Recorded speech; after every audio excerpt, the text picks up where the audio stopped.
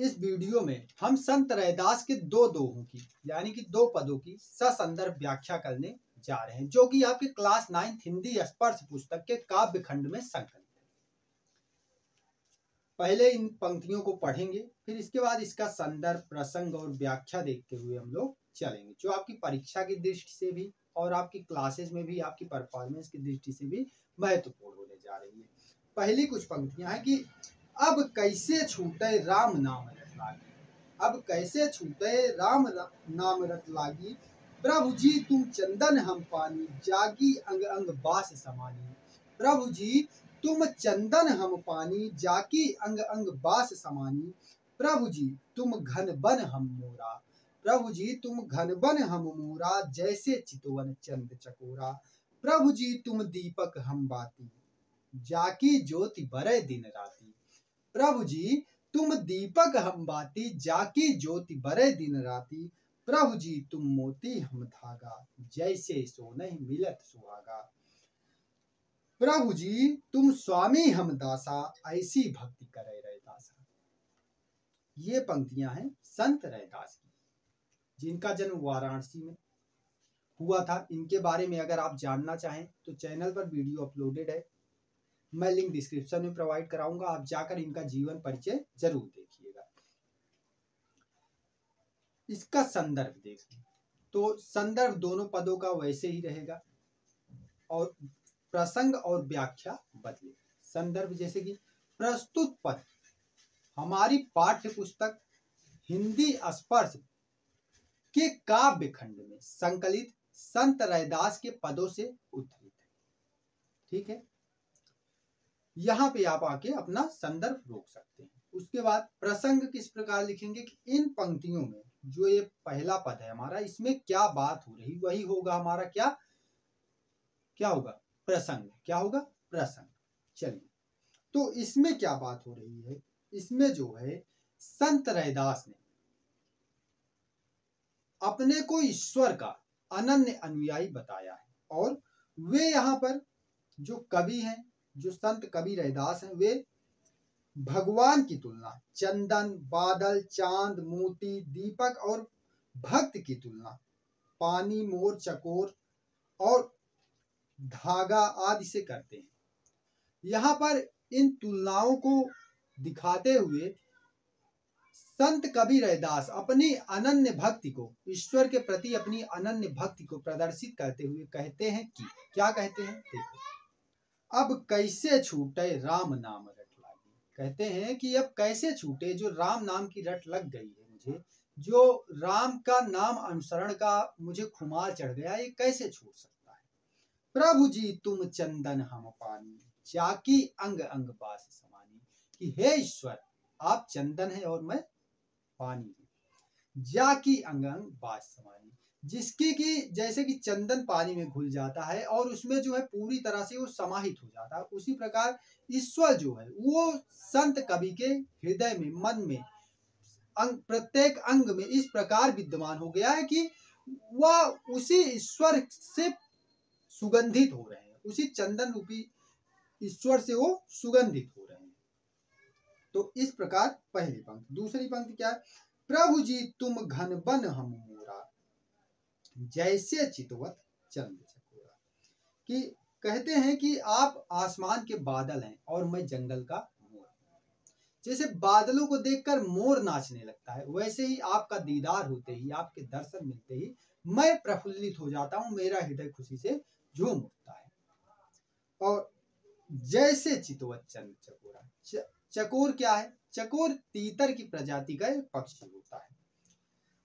जैसे और उसका जो है चांद के प्रति अनन्य अनुराग होता है, वह चांद को हमेशा निहारता रहता है। ठीक उसी प्रकार जैसे चितवत चंद चकोरा, जैसे चकोर चांद को हमेशा देखता रहता है, वह उसी प्रकार मैं आपकी राह में हमेशा बैठा रहता हूँ, आपका इंतजार हमेशा करता रहता हूँ। कौन कह रहा है, संत कवि रैदास कह रहे हैं। प्रभु जी तुम दीपक हम बाती, जाकी ज्योति बरे दिन राती। कि कहते हैं कि हे ईश्वर, आप दीपक हैं और मैं बाती, अर्थात जो दीपक होता है उसमें जब तेल डाल के जो जिस बत्ती से लौ जलाई जाती है उसे क्या बोलते हैं, बाती। कहते हैं प्रभु जी तुम दीपक हम बाती, जाकी ज्योति जरे दिन राती, कि आप क्या हैं, आप दीपक हैं और मैं उसमें से प्रकाशित होने वाली ज्योति हूँ। यानी कि आपका जब ईंधन मिलता है मुझे, जो आपका तेल रूपी दिया है, ये जब मुझे ईंधन प्रदान करता है कि मैं बाती के रूप में जलने लगता हूँ और समस्त संसार को प्रकाशित करता रहता हूँ। और यह ज्योति जो है दिन रात जलकर लोगों के अंदर ज्ञान का प्रकाश कर रही है, लोगों को प्रकाशित कर रही है। प्रभु जी तुम मोती हम धागा, जैसे सो नहीं मिले सुहागा। आगे कहते हैं कि हे ईश्वर आप मोती हैं और मैं धागा हूँ, हम दोनों मिलकर क्या बना देंगे, एक माला बना देंगे। ठीक है, जैसे सो नहीं मिले सुहागा। और हम दोनों का मेल ऐसा है कि जैसे सोने को सुहागा मिल जाए, जैसे सोना जो है सुहागे से मिलकर क्या हो जाता है, और खरा हो जाता है। सुहागा क्या है, एक प्रकार का पदार्थ होता है जो सोने को शुद्ध करने के लिए प्रयोग किया जाता है। तो जैसे सोने को सुहागा मिलता है तो वो और भी अधिक निखर जाता है, उसी प्रकार आपके मिल जाने से मेरे अंदर क्या हुआ, और अधिक निखार आ गया है। प्रभु जी तुम स्वामी हम दासा, ऐसी भक्ति करे रैदासा। रैदास जी कहते हैं कि हे ईश्वर आप स्वामी हैं और मैं दास हूं, और इस तरीके की भक्ति संत रैदास करते हैं। दूसरे पद को देखें, इसमें क्या बात हो रही है, तो इसमें क्या बात हो रही है, इसमें जो है प्रसंग कैसे आप लिखेंगे, संदर्भ मैंने जो पहले बताया वही रहने वाला है। प्रसंग आप कैसे लिखेंगे कि यहाँ पर जो रैदास है, जो संत रैदास हैं, यहाँ पर कवि जो है बताता है कि जो ईश्वर है वो किसी से डरने वाला नहीं है, और मेरा जो ईश्वर है वे कहते हैं मैं ऐसे ईश्वर की आराधना करता हूँ जो किसी नीच को, किसी गरीब को भी ऊंचे ओहदे तक पहुंचा देने वाला है, और वह ईश्वर किसी से भी डरने वाला नहीं है। इस प्रकार वे अपने ईश्वर की महिमा का वर्णन करते हैं, उसका बखान करते हैं। चलिए पंक्तियों में देखते हैं और इसकी व्याख्या करते हुए बढ़ते हैं। ऐसी लाल तुझ बिन कौन करे, गरीब निवाज गुसैया मेरा माथे छत्र धरे। जाकी ज्योति जगत कऊ लागए, ता पर तुही ठरे। नीचहु ऊंच करे, गोविंद काहुस्ते न डरे। नामदेव कबीर तिलोचन, सधना सैन तरे। कही रविदास सुनौ रे संतौ, हर जीवते सबह सरे। तो इस प्रकार की ये पंक्तियां हैं। कैसे आप कर रहे हो कि ऐसी लाल तुझ बिन कौन करे, कि इस तरीके से जो हमारा ध्यान रखना है वो तुम्हारे सिवा और कौन कर सकता है, इस तरीके से तुम्हारे सिवा हमारा ध्यान कौन रख सकता है। अपने ईश्वर को संबोधित करते हुए संत रैदास कहते हैं कि गरीब निवाज गुसैया मेरा। गरीब निवाज मतलब दीन दुखियों पर दया करने वाला। क्या गरीब निवाज का क्या मतलब हुआ, दीन दुखियों पर दया करने वाला। गुसैया मेरा माथे छत्र है, जो मेरा गरीब निवाज गुसैया है, जो दीन दुखियों पर दया करने वाला ईश्वर है, वो माथे पर छत्र धारण करे हुए, किस चीज का छत्र धारण करे हुए, गरीबों की, दीन दुखियों की मदद करने का। ठीक है, क्योंकि हम देखते हैं कि जो संत रैदास थे ये तथाकथित नीची जातियों से संबंधित थे, और इनके अंदर कहीं ना कहीं वो पीड़ा है, वो दर्द है कि जो है ये एक नीची जाति से आते हैं, जिसे समाज में नीची जाति कहा जाता है, उससे संबंधित। तो वो यहाँ पर परिलक्षित होता हमें नजर आता है। जाकी झूठ जगत कऊ लागए, ता पर तुही ठरे। और जिसके छूने से, छूत मतलब छुआछूत, अस्पृश्यता, ठीक है, जगत कऊ लागए ता पर तुही ठरे।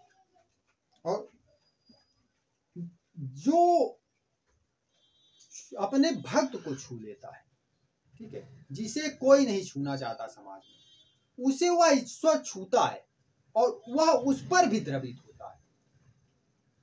यानी कि जिसे समाज अस्पृश्य मानता है, जिसके साथ छुआछूत का व्यवहार करता है, वह ईश्वर उसके साथ भी छुआछूत का व्यवहार नहीं करता, बल्कि सबको एक समान दर्जा देते हुए उस पर भी द्रवित होता है, उस पर भी कृपा करता है। इस प्रकार ये जो है अपने समाज के व्यक्तियों को, अपनी जाति के व्यक्तियों को, इस प्रकार एक प्रकार से कहें समस्त समाज को जागृत करने का प्रयास संत रैदास करते। आगे क्या कहते हैं कि नीच ऊंच करे, मेरा गोविंदु काहू ते न डरे। कि मेरा जो गोविंद है नीच को भी ऊंचा कर देने वाला है, जो तथाकथित नीची जातियां उसका स्तर भी ऊंचा उठा देने वाला है। यानी कि इस प्रकार से हम देखते हैं संत रैदास कर्म कांडों से हटने को और सच्ची श्रद्धा पर जोर देते हुए कहते हैं कि अगर आप ईश्वर की आराधना करते हैं तो क्या होगा, आप सीधे तौर पर उसकी कृपा के पात्र बनेंगे। वह छुआछूत भेदभाव कुछ भी मानने वाला ईश्वर नहीं है, वो सब पर समान रूप से दया करने वाला ईश्वर है और वह नीच को भी ऊंचा कर देने वाला ईश्वर है। ठीक है, जैसे अगली पंक्तियों में नामदेव कबीर तिलोचन सधना शयन उतरे। नामदेव है, कबीर है, तिलोचन है, सब संत कवि। ठीक है, सधना शयन उतरे, जिसकी कृपा से नामदेव कबीर तिलोचन सधना शयन ये सब तर गए, इनका उद्धार हो गया। ऐसे ईश्वर की आराधना मैं करता हूं और आप भी करिए, जो ऊंच नीच नहीं मानता, सबको समानता देता है। ऐसे ईश्वर की आराधना करिए। आगे कबीर कहते हैं कही रविदास सुनौ रे संतो हरि जीवते सबय सरे। यानी कि ऐसे ईश्वर की आराधना से संत रैदास जी कहते हैं कि ऐसे ईश्वर की आराधना से सब कुछ संभव हो जाता है, जो कि ये जो कर्म कांड में बंधा हुआ समाज है नहीं कर पाता, उसे सच्चा ईश्वर कर देता है, जिसकी आराधना संत रैदास करते हैं। इस प्रकार ये रही इसकी व्याख्या। हमने दोनों पदों की व्याख्या देखी, इसका संदर्भ देखा, इसका प्रसंग देखा। वीडियो पसंद आता है तो चैनल को सब्सक्राइब कर लीजिएगा और वीडियो को लाइक करिएगा। इसमें जो है जो संत रैदास का जीवन परिचय है उसका डिस्क्रिप्शन में लिंक मैं प्रोवाइड कर दूंगा। ऐसे ही अन्य संत कवियों का मैंने करा रखा है जीवन परिचय। आप हिंदी भाषा और साहित्य के इतिहास की प्लेलिस्ट में जाएंगे तो वहां पे मिल जाएगा। धन्यवाद।